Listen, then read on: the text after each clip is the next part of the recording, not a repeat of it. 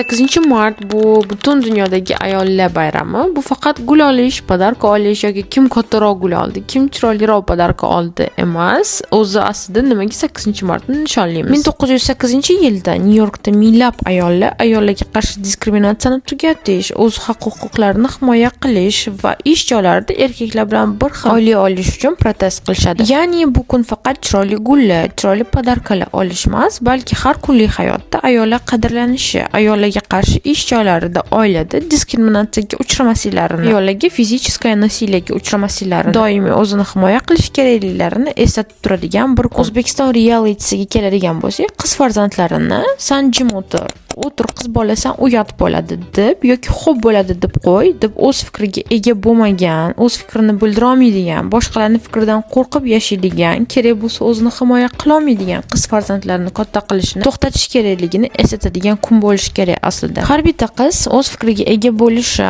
o'z fikrini bildira olishi va o'zi xohlamagan narsalariga yo'q deya olishi juda ham muhim. Yaxshi отношениyaga gul podarkalarga keladigan bo'lsak, ayollar yaxshi отношения qilinishiga, gul podarkalar olinishiga har kuni arziydi. Ayollarga hurmatsizlik qiladigan erkaklar hech qachon esdan chiqarmasin. Har bitta erkakni ayol dunyoga keltiradi. Kerak bo'lsa unga ayol ism beradi, ayol katta qiladi, ayol tarbiya beradi va kelajakda o'zi bitta ayolni yaxshi ko'rib, u bilan oila quradi. Har yili 8-mart bayramida bu narsalar eslanishi shart. Bu narsalar haqida обязательно fikringizni kommentariyaga yozinglar. Bu bayramga Get Ready With Me videosi edi. Outfitim qalay chiqdi kommentariyaga yozish esingizdan chiqmasin. Follow qilishim esingizdan chiqmasin. Bye.